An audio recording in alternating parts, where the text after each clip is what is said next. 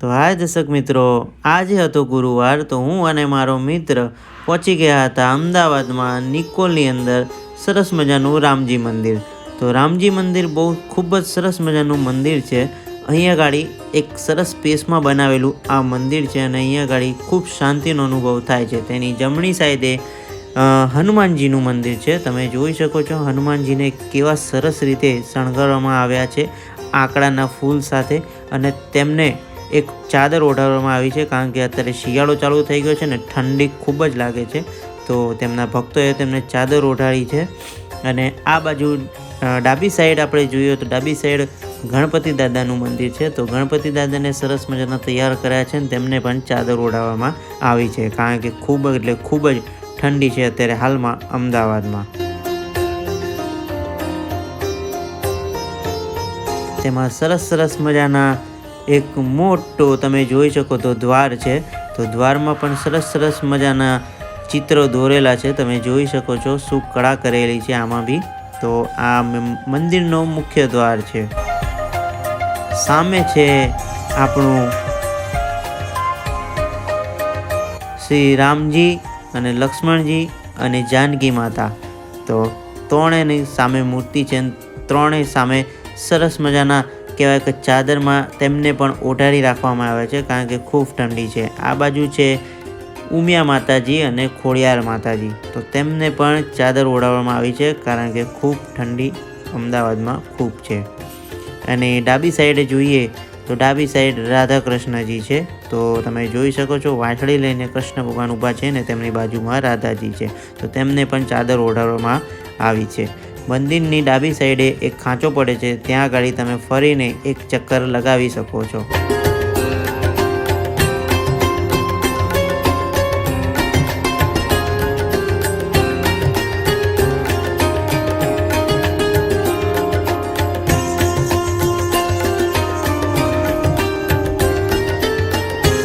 અહીંયા ગાડી બેસવાની જગ્યા છે, સરસ મજાનું સત્સંગ અને ભગવાનના ભજન તમે ગાઈ શકો છો।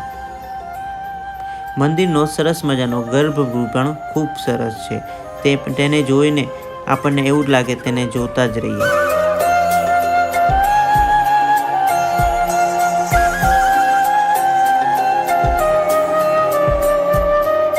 પક્ષીઓ પણ છે અને અહીંયા શાંત વિસ્તાર છે, તો અહીંયા ગાડી શાંત વિસ્તારમાં બેસવાની અને ત્યાં આગળ થોડુંક ધ્યાન ધરવાની પણ ખૂબ મજા। ત્યાર પછી અમે નીકળી ગયા હતા વેલાલ ગામ તરફ જવા માટે। વેલાલ ગામથી 1-2 કિલોમીટર સરસ મજાનું મંદિર આવેલું છે જેનું નામ છે પ્રણવ પારદેશ્વર મહાદેવનું મંદિર। તો ત્યાંની પણ શું નવીનતા છે એ હું તમને વિડીયોમાં બન્યા રહો, હું તમને જરૂરથી જણાવીશ। તો ચલો ત્યાં જઈએ।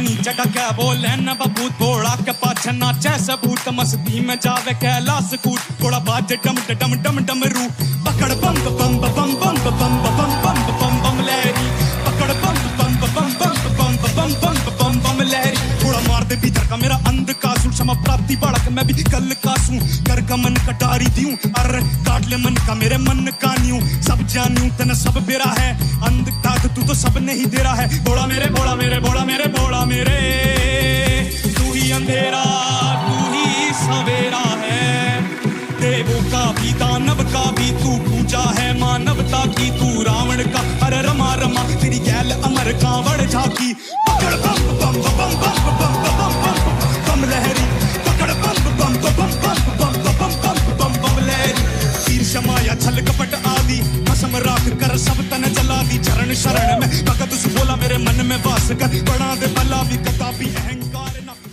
તો તમે વિડીયોમાં આગળ જોયું જ કે આ મંદિર છે પ્રણવ પારદેશ્વર મહાદેવનું મંદિર। તો આ મંદિરની સરસ વાત એ છે કે અહીંનું જે શિવલિંગ છે તમે જે હાલમાં હવે જોઈ રહ્યા છો, આ શિવલિંગ પારાથી બનાવવામાં આવેલું છે। પ્યોર પારાથી આ શિવલિંગ બનાવેલ છે અને આમાં કોઈ મિલાવટ નથી. ઓનલી ફોર પારાથી બનાવેલ છે. જે પારો આપણા હાથમાં પણ ના રહી શકે. કોઈ જગ્યાએ પારાને જેમ ઢાળ આપો એમ ઢાળ અપાઈ જાય છે. ઠોસ કહેવાય ને કે ઠોસમાં તમે કોઈ એને આકાર ના આપી શકો. તો એ આ આકાર આપીને એને બહુ કહેવાય કે જે જપ બપ કરીને એને આ વસ્તુ કરવામાં આવી છે. તો બહુ જ કહેવાય કે ભગવાનનો જ્યારે આદેશ હોય અને જ્યારે એમની ઈચ્છા હોય ત્યારે જ આવું શિવલિંગ બની શકે છે. તો તમે જોઈ શકો છો આ છે બરાબર પ્રણવ પારદેશ્વર મહાદેવ મંદિર. તો ખૂબ મંદિર છે અને તમે એક વખત જરૂરથી મુલાકાત લો.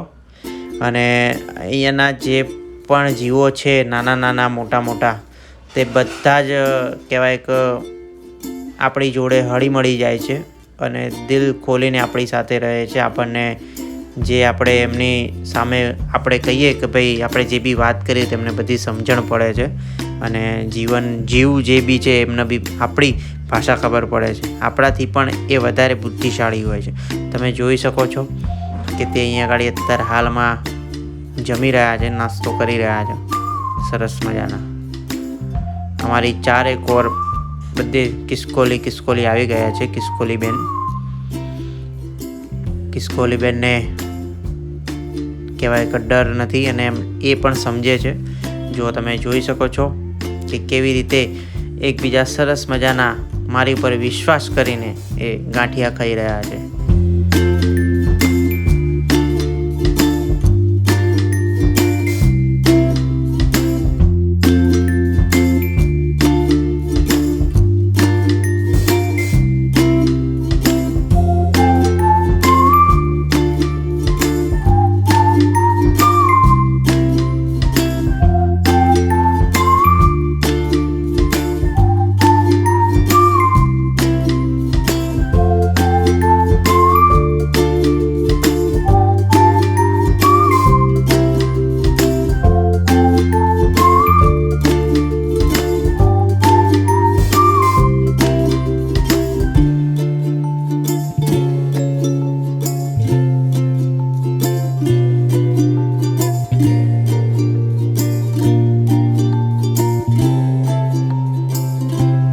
બસ તો ત્યાંથી બી અમે નીકળી ગયા. ત્યાંથી 1 કિલોમીટર આગળ તમે જોઈ શકો છો કેવડું મોટું આ વડનું ઝાડ છે. તેની વડવાઈઓ તો જુઓ.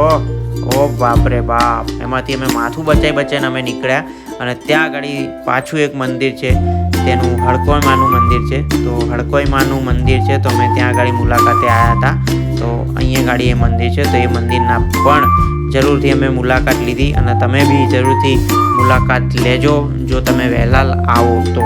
અહીંયા આગળ કહેવાય કે હડકોઈ માનું બી સરસ મજાનું મંદિર છે. તમે એના દર્શન કરી શકો છો.